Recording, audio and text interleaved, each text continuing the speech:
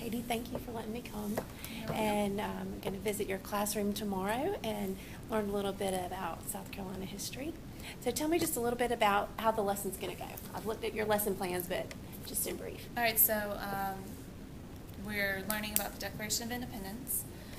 So we'll kind of open up with a video. We're talking about what it is, and then a video, one of my favorite videos. It's like a music video, showing with it's from the colonist perspective, talking to the king about how it's too late to apologize about all of the actions in the Declaration of Independence and the complaints that they have against him.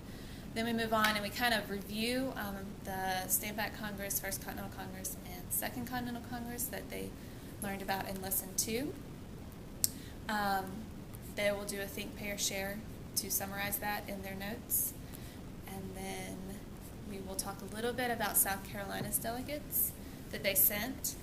Then we talk about what is actually in the document itself, the ideas, the beliefs, what they were trying to accomplish.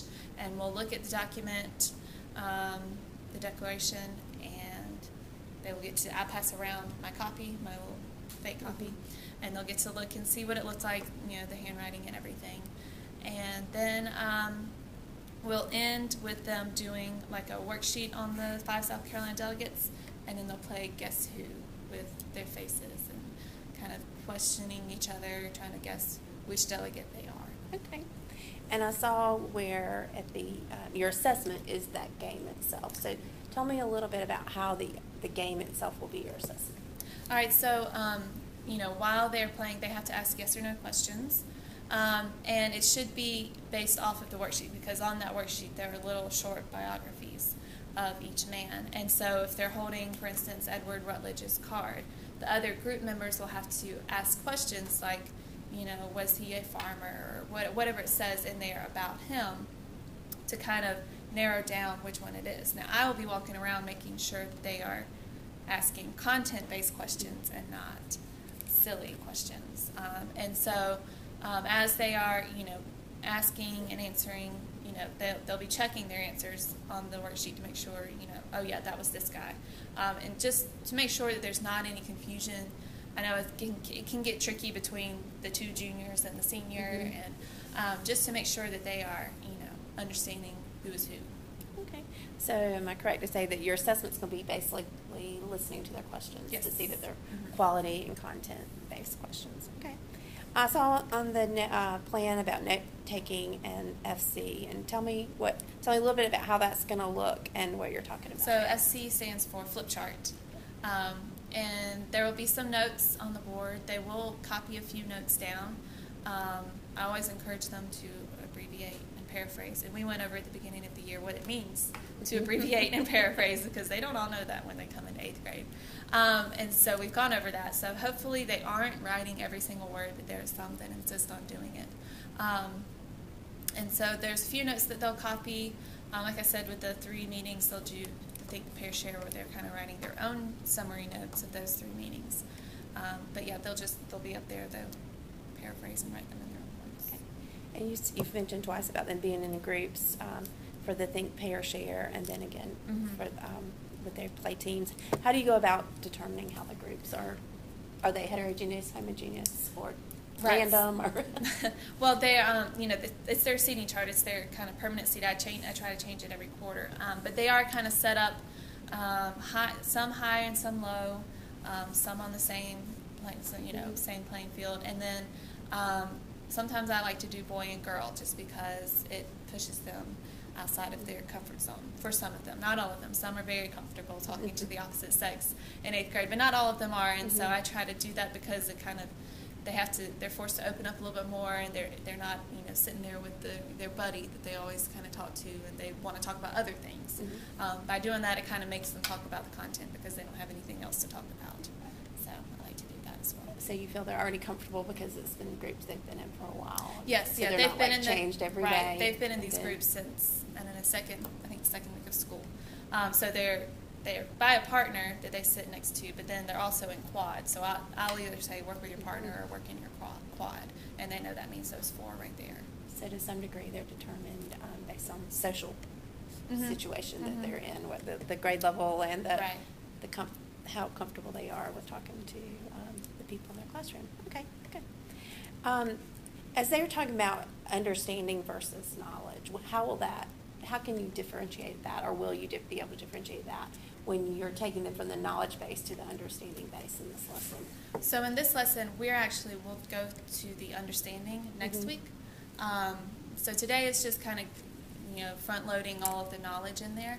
Next week, we'll be looking at the perspectives of writing. We'll look at two historians' perspectives of writing the Declaration. Did they do it for ideological reasons, freedom, equality, or did they do it for self-serving reasons? So we have two historians' perspectives on why they wrote it, and they'll read both of those and then, make their own decision about whether or not. So the understanding comes next week when we go into that. So the lesson that I'm going to see is more about just building their content knowledge in order to go further later with understanding. Yes. Okay, that's good.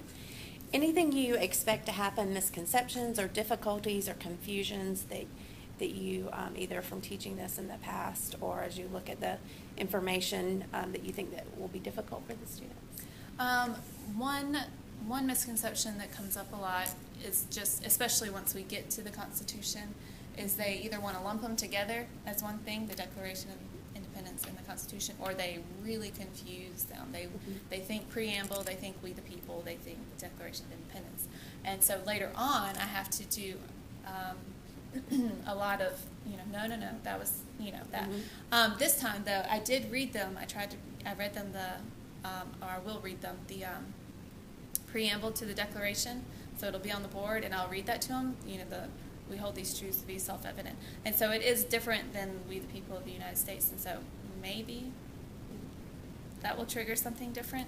But that is one misconception that I do come to later on when I'm referencing back to the Declaration or back to the Constitution. They get those confused. So they often either confuse them or lump them as one document is what I'm hearing. So you're trying to address that to some degree and actually giving them the verbiage. Right. And I know you said to hand it out and actually let them see it.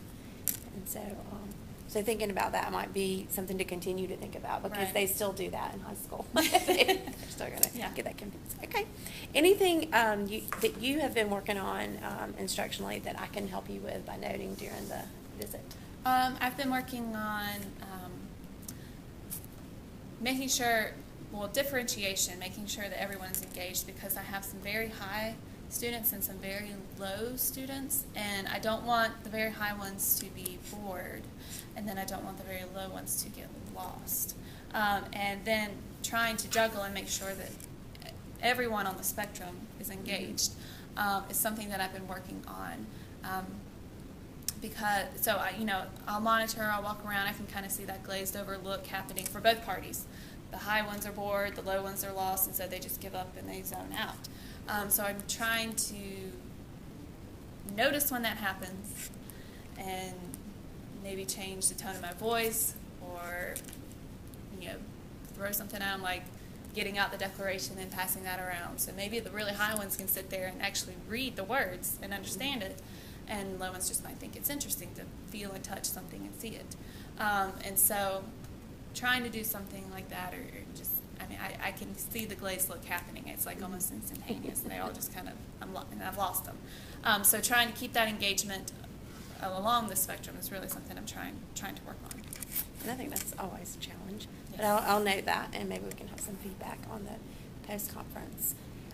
Anything else that you would like for me to just know about your classroom, your procedures, the lesson itself that will help me understand it or make you feel more comfortable with me being in here? Well, normally I start class with a starter question, and we're not doing that this week since it's a 3-day week, and the way the process looks is I give them a sheet of paper, and there's 4 days on it, and they fill it out and quiz on Friday. And since it's only, a half week, I forewent that this week. And so that's a change to their schedule. They're used to coming in and writing that down, and that's how they get started, but we're not doing that this week, so getting started might be a little bumpy because it's just out of their norm. But as far as the lesson goes, it's just, we're talking about the Declaration, South Carolina's delegates. Mm-hmm. It's pretty, self-explanatory. But there is a special dynamic in the class. I have 3 strong personalities that don't get along, and so I try to manage that. One girl who tries to throw me off my game throughout the entire class period, and so I have to manage her. But it's a nice mix of the high. I have some very, very high ones in there, and then some on the other end of the spectrum as well. So it's a very mixed class. Okay, good. Well, since it's my first time, just to explain to you a little bit, tomorrow I will come in and I will just sit wherever you would like for me to sit. It's fine. But and you'll see me doing a lot of writing, and just don't panic. It doesn't mean I just write down everything so we can have very specific and evidence-based conversation. Then when I come back following the lesson, we'll do the post-conference. Okay. And really we'll just look at one thing that was strong that you come to the conclusion that we want to make sure we carry forward with other lessons. And then one thing that you can continue to grow in to also carry to other lessons. Because you may never teach the lesson I'm going to see for another year. Right. So just fixing that lesson isn't going to get you as far as looking at strategies that you can carry to others. So that will become my focus with being in here. All right. All right. Well, thank you. I look forward to it. No problem.